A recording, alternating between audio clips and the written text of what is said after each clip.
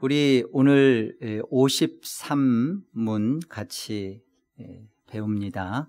제가 질문하고 우리 같이 한번 함께 답하죠. 함께요. 성신께 관하여 당신은 무엇을 믿습니까? 첫째, 성신은 성부와 성자와 함께 참되고 영원한 하나님이십니다. 둘째, 그분은 또한 나에게도 주어져서 나로 하여금 참된 믿음으로 그리스도와 그의 모든 은덕에 참여하게 하며 나를 위로하고 영원히 나와 함께 하십니다. 성령은 누구인가? 성령은 성부와 성자와 함께 참되고 영원한 하나님이시다. 성령은 그 존재와 그 본질에 있어서 성부 하나님 또는 성자 하나님 같으신 분인 거예요. 성부가 갖고 계신 모든 영광과 권능과 위엄과, 그리고 성자가 동일하게 지니고 계신 모든 그 동등함에 이 하나님으로서 성령도 동일하시다. 참되고 영원한 하나님이시다. 우리가 지난 시간에 이 부분을 배웠습니다. 그런데 왜 자꾸 이 성령에 대해서는 이렇게 인격적이고 존재적인 하나님으로 우리가 받아들이기보단 자꾸만 능력이나 힘으로 우리 안에 자꾸 이렇게 오해되어지는 이유가 뭘까요? 우리가 하나님으로서 성령을 인정을 늘 하면서도 성령 하나님 그러면 우리가 나도 모르는 사이에 우리의 신앙이 뭔가 이렇게 능력을 받고 어떤 일을 이루는 데 있어서 힘이 되어주는 어떤 그런 존재로서 자꾸만 성령이 느껴지는 이유는 뭘까요? 성경이 그런 부분에 대해서 이렇게 표현을 하는데 그것에 대해서 정확한 우리가 이해를 못하기 때문에 그래요. 한번 우리 사도행전 2장 한번 같이 가보겠습니다. 사도행전 2장 우리 33절 우리 하나님 말씀 같이 우리 한번 합독하죠. 함께요. 하나님이 오른손으로 예수를 높이심에 그가 약속하신 성령을 아버지께 받아서 너희가 보고 듣는 이것을 부어주셨느니라. 이런 표현 때문에 그래요. 부어주셨다 또는 내리셨다 이런 표현들이 성경에 있다 보니까 불로 하면 이렇게 받으면 되는 거구나. 그렇게 우리 안에 이제 오해가 있을 수 있죠. 그런데 이 표현은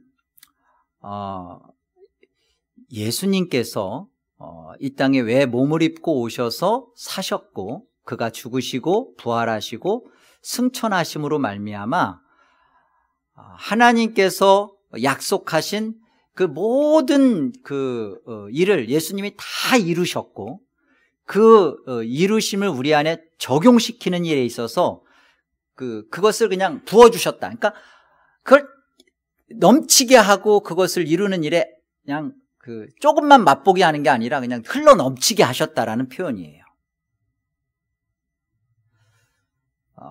약속하신 성령이라는 거죠. 이 약속하신 성령은 예수 그리스도를 통하여서 이루어진 모든 일에 대한 그 축복을 주심에 있어서 이게 넘치게 주셨다라는 표현이지, 우리가 성령을 이렇게 무슨 힘이나 에너지나 능력으로 이렇게 부음을 받는 어떤 힘을 받는 것이 아니라 그리스도 안에서 하나님께서 약속하시고 그리스도가 이루신 모든 구원의 은혜, 구원의 축복, 이게 넘치게 부어졌다라는 표현이에요. 이해한다? 이해하셔야 합니다.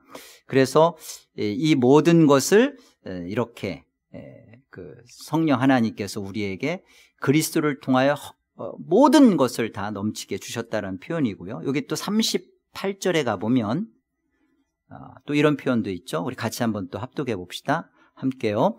베드로가 이르되 너희가 회개하여 각각 예수 그리스도의 이름으로 세례를 받고 죄사함을 받으라. 그리하면 성령의 선물을 받으리니. 여기 성령의 선물이라고도 번역이 되어 있지만 우리 여기 각주에 가보면 뭐라고 되어 있어요? 또는 뭐라고 되어 있어요? 성경책을 꼭 갖고 다니셔야 돼요. 여러분 스마트폰에는 그거 표현 안 돼 있죠? 뭐라고 되어 있어요? 성령을 선물로. 이런 표현들 때문에 우리가 이렇게 선물을 받는 거구나, 그래서 어떤 힘을 받는 거구나, 능력을 받는 거구나, 그렇게 오해를 한단 말이죠. 그런데 여기 성령을 선물로 받는다라고 이렇게 선물 또는 은사로 이렇게 표현하는 이유가 있어요. 왜 이렇게 표현을 할까?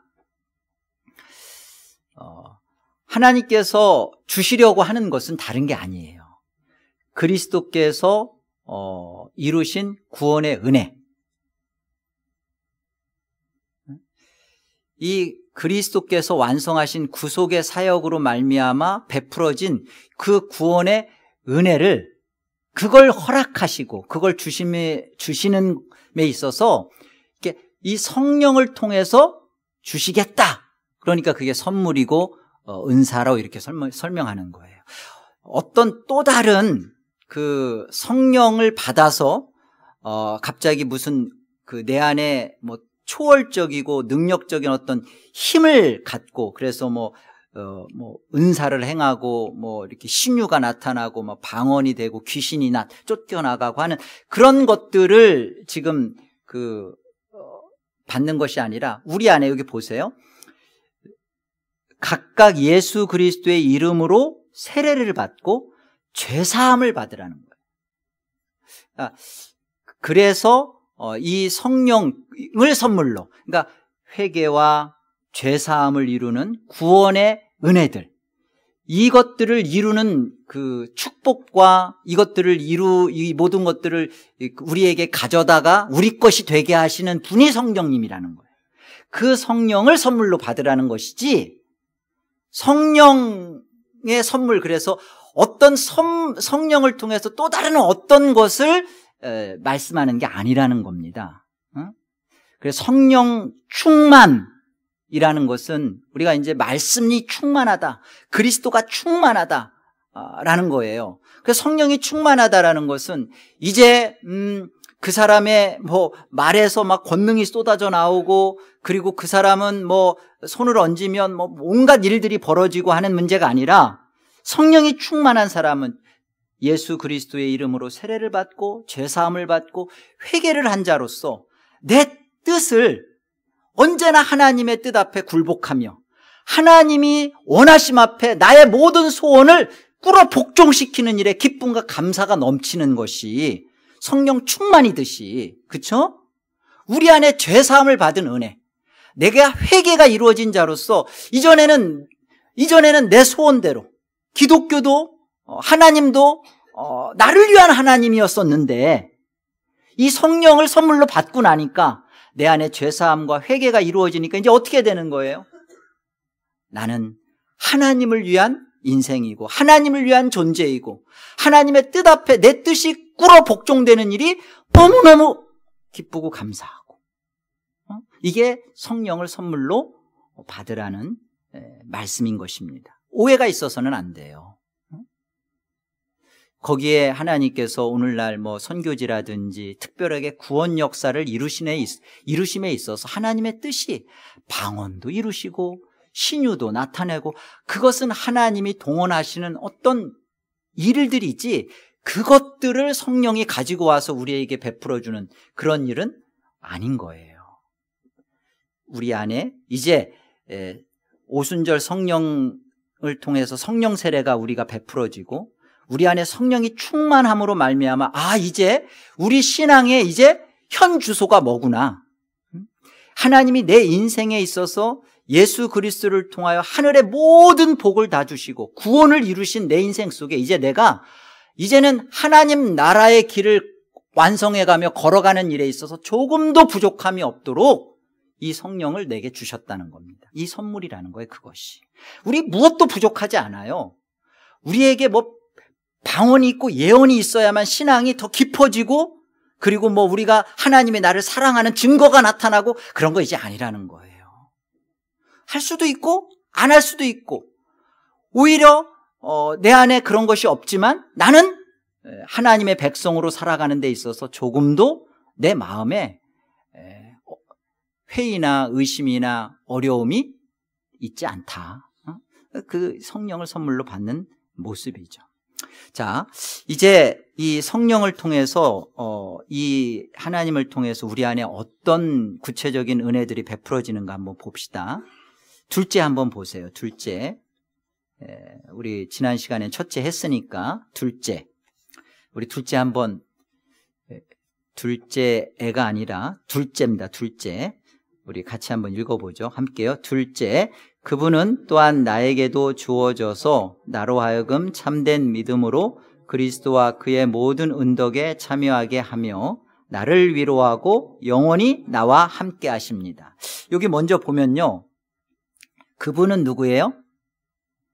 그분은 지금 성령 하나님이세요. 그죠? 성령 하나님은 또한 나에게도 이렇게 말하지 않아요. 지금 하이델베르크 요리문답이 뭐라고 우리에게 답을 주지 않냐면 그분은 나에게 주어져서 이렇게 말하지 않아요. 그죠? 뭐라고 말해요? 그분은 또한 나에게도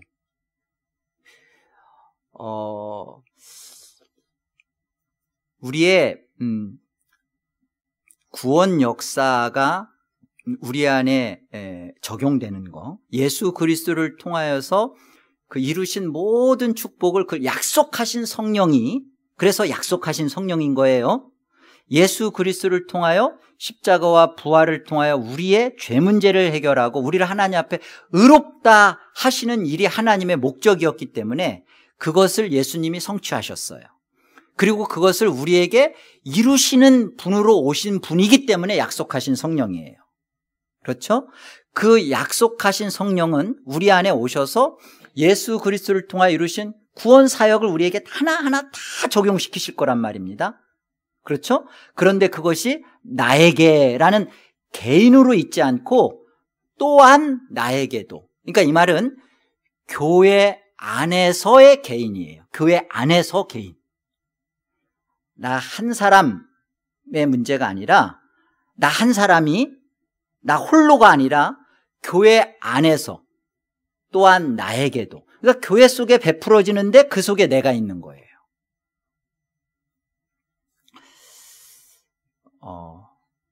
고린도전서 우리 12장 우리 같이 가봅시다. 고린도전서 12장 12절 보세요.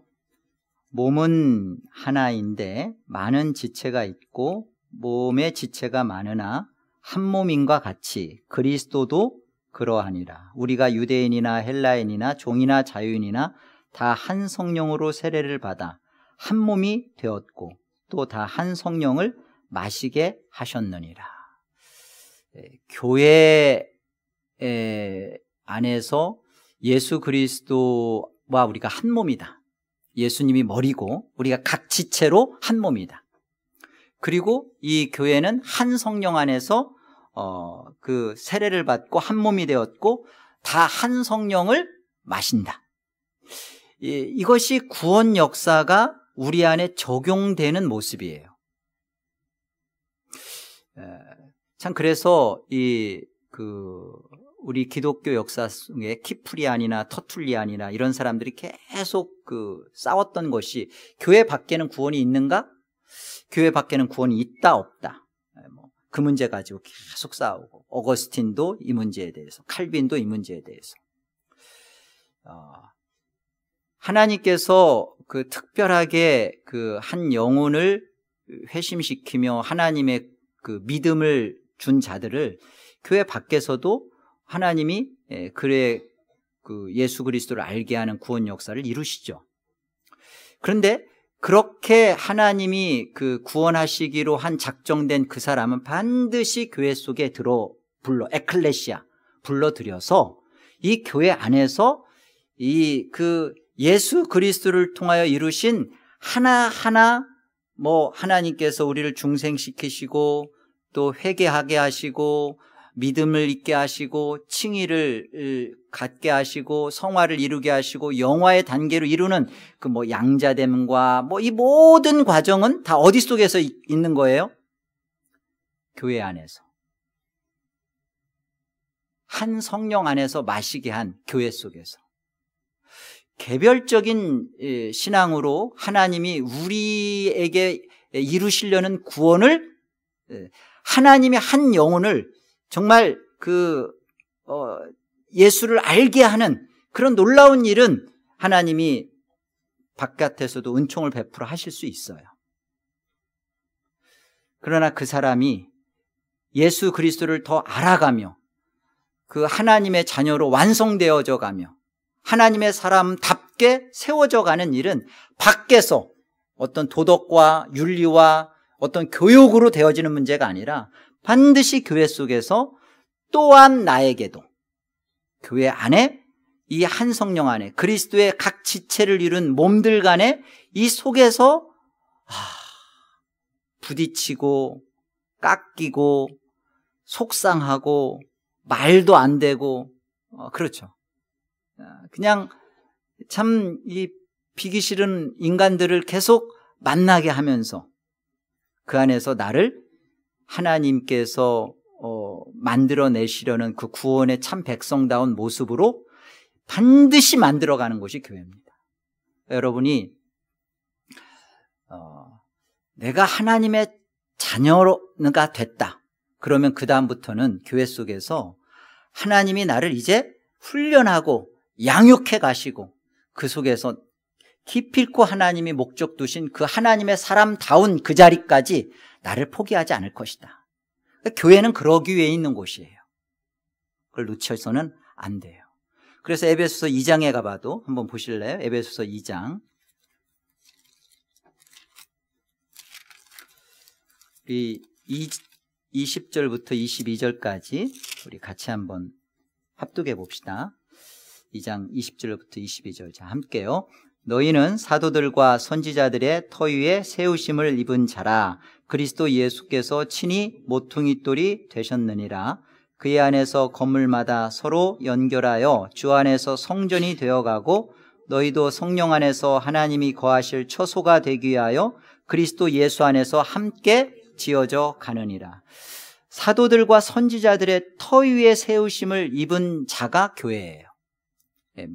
진리의 기둥, 진리의 말씀 위에 세워진 곳이 이 교회예요.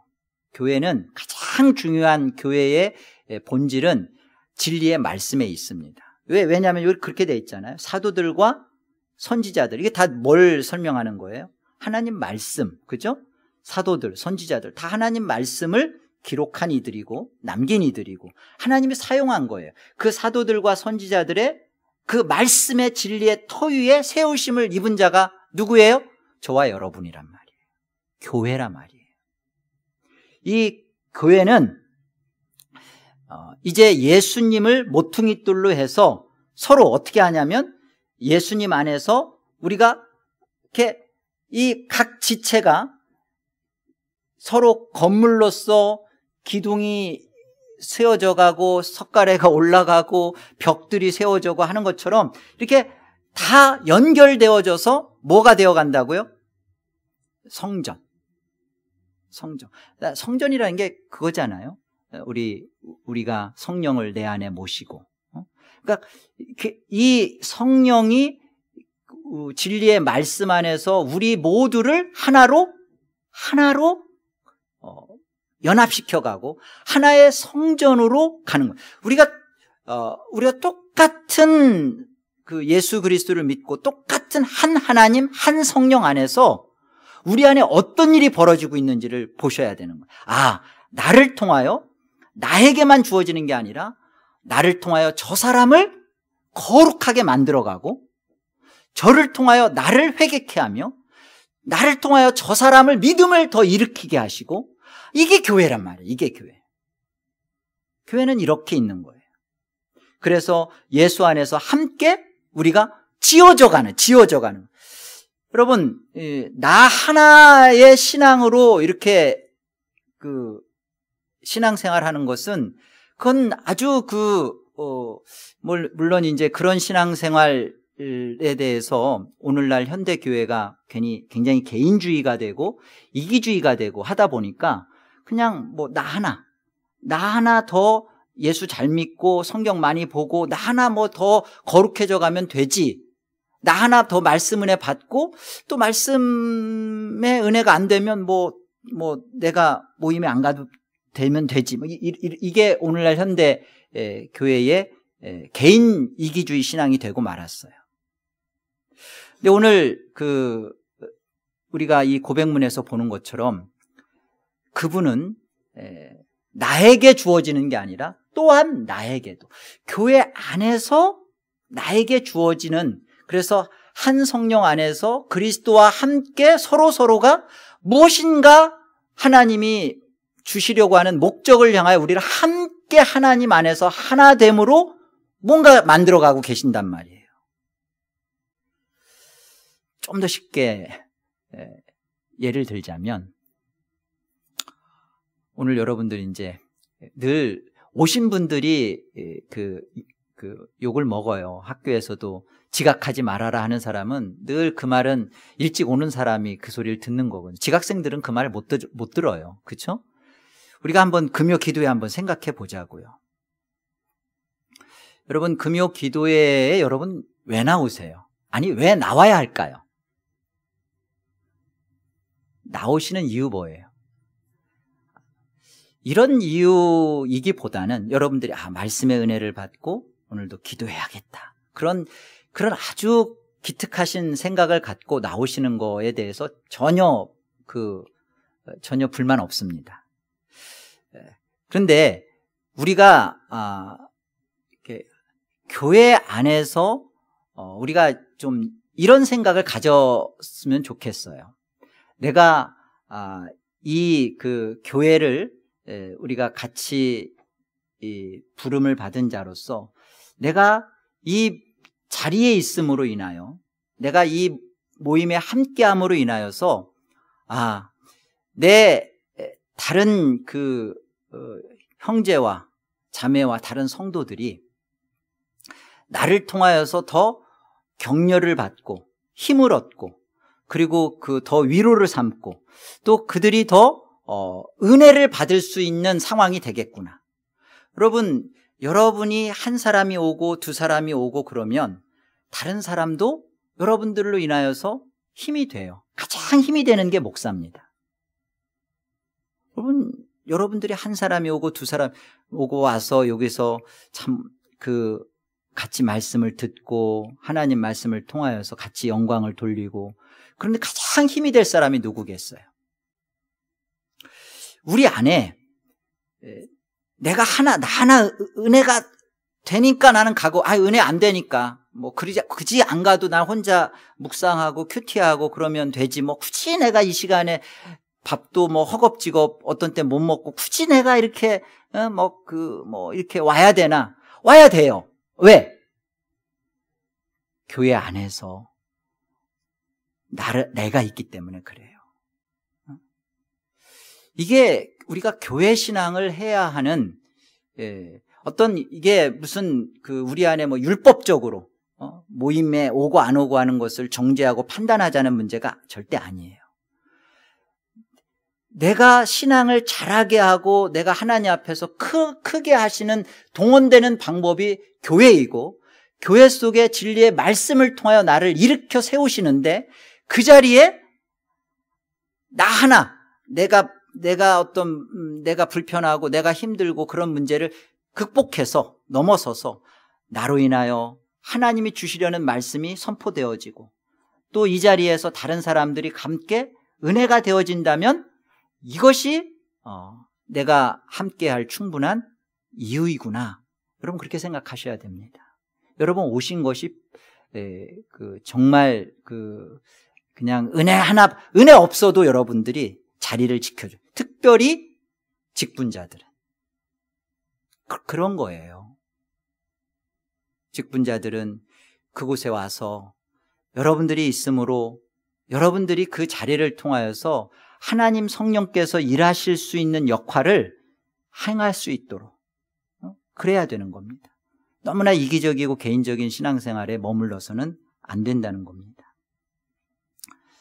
예, 함께 내가 있음으로 하나님의 진리의 말씀이 더 나와 함께 교회 속에서 나 또한 함께 더 자라고 세워져 가는 것이 이것이 성령 하나님이 일하시는 방법이시구나 기억하시기 바랍니다. 자, 그렇다면 여기 오늘 구체적으로요 성령 하나님이 하시는 일이 이제 크게 이제 두 가지로 나타나는데요. 첫째는 그 성령님이 교회 속에서 나에게도 주어져서 첫 번째, 나로 하여금 참된 믿음으로 그리스도와 그의 모든 은덕에 참여하게 하신대요. 그렇게 되어 있죠? 참된 믿음으로 그리스도의 모든 은덕에 참여하게 하신다. 여러분, 여기 보면 그리스도께서 베푸신 은덕에 참여한다라고 답하지 않고 그리스도와 그리스도의 모든 은덕에 참여하게 하신다. 왜 이렇게 표현을 했을까요? 그리스도께서 베푸신 모든 그 은혜에 참여시킨다 그러지 않고 그리스도와 그의 모든 은덕에 참여시킨다. 똑같은 소리 같아요? 그리스도께서 베푸신 은덕에 우리를 참여시킨다 하지 않고 그리스도와 그의 모든 은덕에 참여시킨다. 이것은 성령께서 하시는 그 우리 안에 그리스도께서 이루신 모든 것을 성령이 우리의 믿음, 참된 믿음을 통하여 그리스도와 연합시킨다라는 것을 설명하는 거예요. 그냥 그리스도의 베푸신 모든 은덕을 그냥 우리에게 준다 그러지 않고 그리스도와 그의 모든 은덕에 우리를 참여시킨다는 것은 무엇을 가지고? 우리의 믿음을 성령께서 통하여서 그 믿음을 가지고 그리스도가 행하신 모든 구속 역사와 그 모든 것에 우리를 이렇게 하나 되게 묶어버리신다는 거예요. 연합시킨다는 거예요. 여러분, 이 일은 믿음을 성령께서 사용하셔서 하시는 거예요. 믿음은 믿음 없는 자가 믿음을 가질 수는 없어요. 하나님께서, 성부 하나님께서 만세전에, 정말 창세전에 자기의 구원의 자녀들에게 그 믿음의 씨앗, 믿음이라는 것을 심어 주십니다. 근데 우리가 이제 이 땅에서 살다 보면 우리가 믿음이 있는지 없는지, 믿음으로 사는지 안 사는지 우리 잘 몰라요. 그런데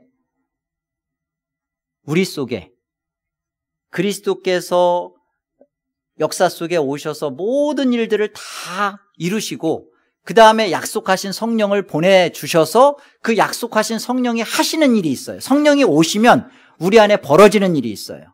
자기 백성들, 믿음의 씨앗을 심기운 자기 백성들 안에 영혼을 깨우세요. 그게 중생이에요. 영혼을 깨워냅니다. 그러니까 중생은 나의 어떤 의지와 소원과 결심 갖고 되는 게 아니라 전혀 내가 예상치도 않았고 내가 계획하지도 않았는데 내 영혼이 뜨는 거예요. 하나님이 의식되는 거예요. 그냥 어둠이었는데 빛이 들어오는 것처럼 하나님이 인식되고 하나님에 대해서 감각이 생기는 거예요. 그게 중생이에요. 그리고 성령께서 이 우리를 중생시키실 뿐만 아니라 우리 안에 믿음을 일으켜내세요. 끌어내세요. 그러니까 성령이 믿음을 주는 게 아니에요. 성부 하나님이 심겨놓은 그 믿음의 씨앗을 성령 하나님께서 예수 그리스도께서 행하신 모든 것을 그의 은덕에 우리를 참여시키는 일에 있어서 그 믿음을 끌어내셔서, 그렇죠? 그리스도와 우리를 하나로 묶어내신단 말이에요. 믿음을 일으켜내시고 또 우리로 하여금 어떻게 해요? 회개하게 해요. 이 모든 것이 정말 우리의 어떤 내가 회개해야겠다, 내가 믿어야겠다, 그것은 이미 살아난 자, 이미 눈 뜬 자가 나타내는 반응에 불과해요. 우리 안에서 이런 모든 일들을 통하여 성령께서 예수 그리스도가 행하신 모든 일에 우리를 연합시킨다는 표현을 그냥 그리스도가 베푸신 은혜를 우리에게 준다 그러지 않고 그리스도와 그리스도의 모든 은덕에 우리를 참여시킨다, 이렇게 표현을 하는 것입니다. 결국은 그 믿음을 일으켜내시고 우리로 회개케 하시고 죄사함에 이르는 회개를 우리에게 성령을 우리가 받음으로 우리 안에 이제 벌어지는 게 사실은 이제 그리스도와 연합이 되면 그리스도께서 이루신 모든 것들의 은혜에 우리가 다 거기에 들어가서 그 그리스도의 모든 베푸신 은혜를 누리기 시작하는 거죠. 이게 기독교 신앙 생활입니다.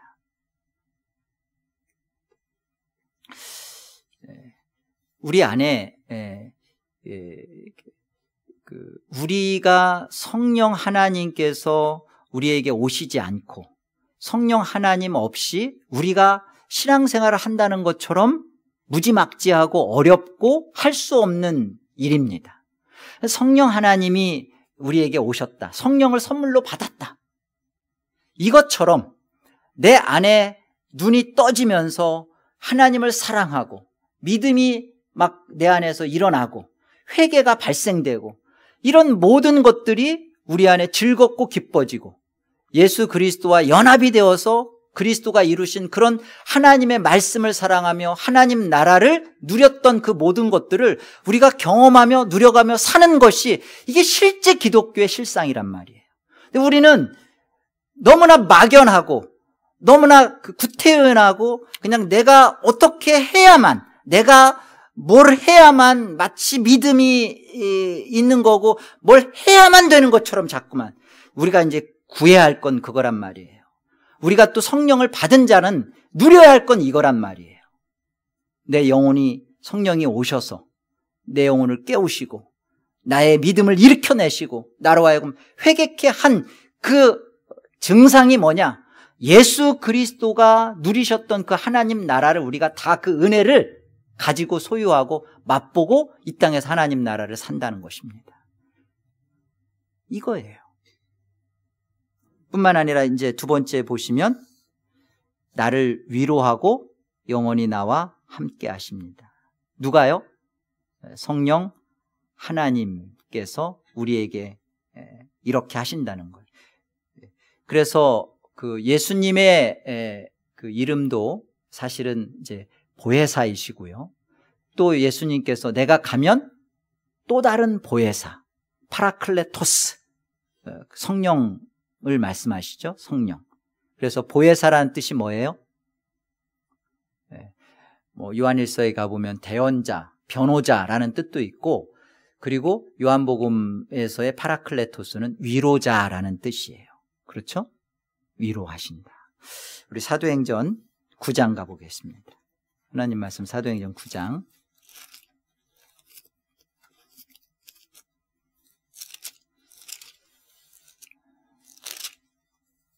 26절을 볼까요? 사울은 이제 사도 바울이 옛 이름이죠. 바울의 옛 이름, 큰 자라는 뜻을 갖고 있는 말입니다. 사울이 예루살렘에 가서 제자들을 사귀고자 하나 다 두려워하여 그가 제자됨을 믿지 아니하니. 지금 사울이 다메섹 도상에서 예수님을 만났어요. 그전에는 모든 예수 믿는 자들을 잡아다가 핍박하고 죽이는 일에 앞장섰기 때문에 예수님의 제자들이 이 사울을 두려워했어요. 그런데 갑자기 예수님을 만나고 사울이 이제 제자들과 한 편이 되려고 제자들 속에 들어오니까 제자들이 안 믿죠. 이거 간첩이구나, 이거 앞제비구나, 이제 잠깐 이렇게 속이고 들어와서 우리 다 잡아가려고 하는구나, 그렇게 안 믿었단 말이에요. 그때 27절 바나바, 이 바나바가 위로의 아들이라는 뜻입니다. 바나바가 이 사울을 데리고 사도들에게 가서 그가 길에서 어떻게 주를 보았는지와, 그죠? 다메섹 도상에서 주께서 그에게 말씀하신 일과 다메섹에서 그가 어떻게 예수의 이름으로 담대히 말하였는지를 전하니라. 이제 이 바나바가 마치 이제 그 성령의 사역과 같은 일을 지금 하죠. 위로하는, 그런 일을 지금 하죠. 사울을 제자들에게 소개하고 사울을 인정해주고 세워주는 일을 합니다. 28절, 사울이 제자들과 함께 있어 예루살렘에 출입하며 또 주 예수의 이름으로 담대히 말하고 헬라파 유대인들과 함께 말하여 변론하니 그 사람들이 죽이려고 힘쓰거늘, 여전히 주 예수의 이름을 담대히 사울이 말하니까 헬라파 이들이 더 그 사울을 죽이고자 했습니다.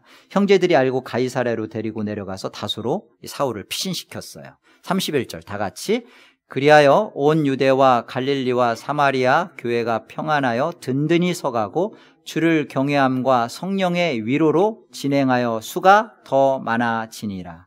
여러분 보세요. 여기 성령의 위로로 진행하여 간다 그러죠. 여러분 여기 우리가 위로, 성령 파라클레토스, 위로자 할 때 많은 사람들이 오해를 하는 것이 뭐냐면, 성령은 이렇게 도우시구나, 연약한 자를 편들어 주시는구나. 그 틀린 말 아니에요. 성령은 도우셔요. 그리고 격려하세요. 그런데 놓치지 말아야 할 게 있어요. 돌봐준다. 이 돌봐준다는 것은 무엇을 향한, 무엇 때문에 돌보냐는 거예요. 위로는, 그래 너 힘들지, 참 어렵지, 다독거려주고 그냥 우리를 이렇게 그냥 끌어안아주고 우리를 그냥 이렇게 그래 마냥 이렇게 받아주는 것이 위로가 아니라 전혀 다른 그 위로의 뜻이 있습니다. 그 목적하신 하나님의 뜻을 이루어 가도록 격려하는 거예요. 여기 사울이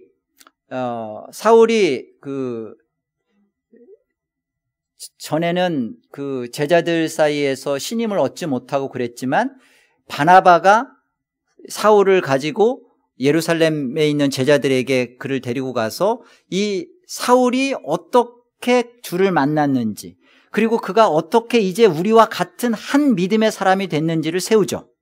그리고 사울은 이제 헬라파 유대인들이나 그들을 더 사울을 죽이려고 하지만 더 주의 이름을 담대히 증거하며 그 일을 합니다. 그렇게 하면서 온 유대와 갈릴리와 사마리아 교회가 평안하며 든든히 서가는 일에 있어서 여기 봅니까? 성령의 위로가 있었다는 거예요. 위로로 진행한다는 거예요. 그래서 이 위로를 우리 그 각주에도 보면 일 돼 있고 밑에 뭐라고 돼 있어요? 또는 뭐라고 돼 있어요? 후원으로. 성령의 후원으로. 성령이 그 일을 서포트한다는 거예요. 뭘 서포트해요? 하나님께서 복음을 증거하는 일에, 그 일에 사울이 핍박받고 사울이 이 일에 막 죽임에 처하고 막 다소로 피난 가고 그리고 막 광주리에서 타고서 도망가고 하는 이 모든 일에 있어서 그냥 그런 일이 없도록, 그런 일이 안 생기도록, 그런 일이 생기면 그냥 이렇게 다독거려서 아무 일 이렇게 마음을 맞춰주는 게 아니라 그 일을 더 담대히 강하게 감당하도록 서포트한단 말입니다. 그래서 이 하나님의 복음이 진행하여 수가 늘어나고 강성해 가는 것처럼 하나님을 주를 경외함이, 이 경외가 무슨 뜻이에요? 사랑 안에서 두려워한다는 거잖아요. 교회는 그런 거예요. 교회는 반드시 두 가지가 있어야 돼요. 하나님을 사랑하는 가운데 두려워하고, 그리고 성령의 위로가 있어야 돼요. 그냥 성령의 위로가 있다는 것은 하나님의 복음을 향하여서 그 일에 핍박과 어려움과 죽음이 있지만 성령은 그것을 감당할 수 있는 힘과 은혜와 능력을, 후원을 해주신단 말입니다. 우리 에덴 장로교회가 이런 성경적 교회가 되어지기를 정말 소원합니다. 하나님을 참으로 두려워하고 사랑 가운데서 두려워하고. 오늘날 교회 문제가 여기에 있지 않아요? 하나님을 사랑한다고는 하는데 두려워하질 않아요. 그건 경외가 아니에요. 하나님에 대해서 너무나 만만하게 여겨요. 기도도 정말 너무나 만만해. 정말 어려우면 하나님 앞에 무릎 꿇어서 하나님 앞에 간곡히 매달려서 하나님 앞에 받아내려는 그런 마음 없고요. 그냥 인스턴트 무엇이든지 때우고.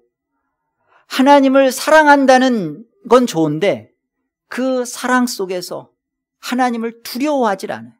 참으로 하나님을 경외하죠. 교회가 그걸 해야 되는 거예요. 그리고 이때 성령의 후원하심으로 말미암아, 위로로 말미암아 내가 그 답답하고 힘들지만 하나님이, 내 성령님이 탄식하며 나의 기도와 함께 해주잖아요. 마침내 하나님과의 깊은 임재 속으로, 그 하나님과의 깊은 만남 속으로 가도록 성령이 나를 후원해 준다고 그러잖아요. 그렇게 하잖아요. 근데 우리는 그런 거 없어. 그냥 딱 무릎 꿇자마자 기도가 쫙 나가는 게 어디 있어요? 그런 게 어디 있어요? 힘들죠. 끙끙대는 거죠. 아무런 말이 안 나오죠. 그러나 말씀을 묵상하며 생각하며 오늘 말씀 들은 말씀을 곱씹으며 그러면서 하나님의 은혜를 구할 때 성령이 나를 후원해 준단 말이에요. 이때 하나님 앞에 내가 한마디 두마디 뱉는 순간 내 안에 하나님이 나를 만져주시며 하나님이 내 신앙을 자라게 하시고 키우는 일이 발생하는 것이지 그런 거 없는데 성령은 그렇게 위로하신단 말입니다. 마지막으로 영원히 함께 하신다. 요한복음 14장 말씀 우리 가보죠. 요한복음 14장. 요한복음 14장 우리 16절로 18절 같이 합독해 봅시다. 16절로 18절 함께요. 내가 아버지께 구하겠으니 그가 또 다른 보혜사를 너희에게 주사 영원토록 너희와 함께 있게 하리니 그는 진리의 영이라. 세상은 능히 그를 받지 못하나니 이는 그를 보지도 못하고 알지도 못함이라. 그러나 너희는 그를 아나니 그는 너희와 함께 거하시며 또 너희 속에 계시겠음이라. 내가 너희를 고아와 같이 버려두지 아니하고 너희에게로 오리라. 여러분, 우리에게서 떠나지 않을 것은 하나도 없습니다. 우리 집사람이 저를 너무너무 사랑하고 좋아하지만 우리는 서로가 떠나야 돼요. 그렇죠? 안 떠날 수 없잖아요. 여러분, 이렇게 영원토록 함께 하자고 했지만 그럴 수 없잖아요. 우리가 원하지 않든 원튼 우리가 가지고 있었던 우리의 모든 것들, 돈이든 건강이든 자녀든 뭐 명예든 다 떠나보내야 하죠. 안 떠나보낼 게 뭐가 있어요? 지금의 미모가 영원하기를 원하지만 참 그런가요? 저도 어느 날 이렇게 새벽에 불 켜자마자 이렇게 화장실에 거울 보면 이제 아버님이 계셔요.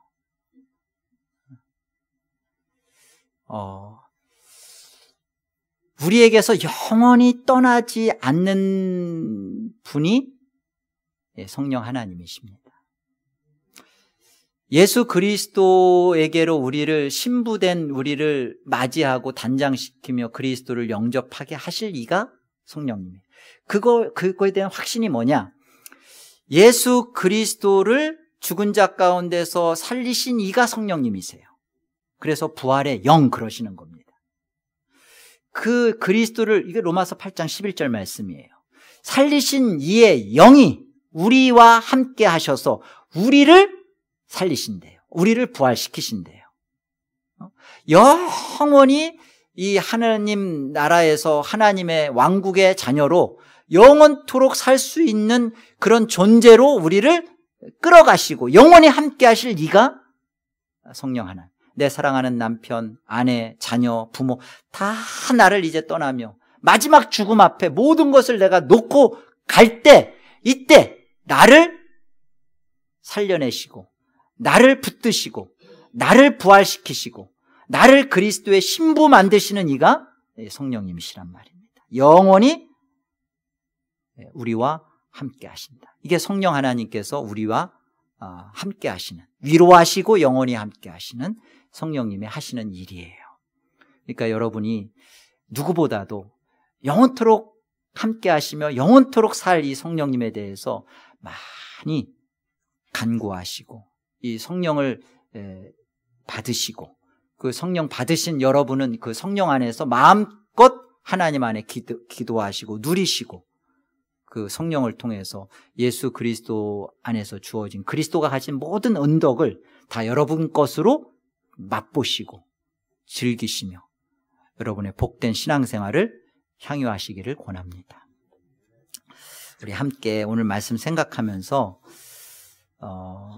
우리가 성령 하나님에 대해서 우리 교회 안에서 성령 하나님이 나를 자라게 하시고 키우시고, 그리고 성령 하나님께서 이루신 모든 것들을 이 교회 안에서 우리를 다 허락하시고, 또 이 교회 속에서 우리가 이 성령 하나님을 더 맛보도록 하시는 은혜를 기억하면서 여러분의 신앙생활을 더 교회 신앙 안에서 함께 하기를 여러분 안에 소원하고 결단하는 복된 시간 되기를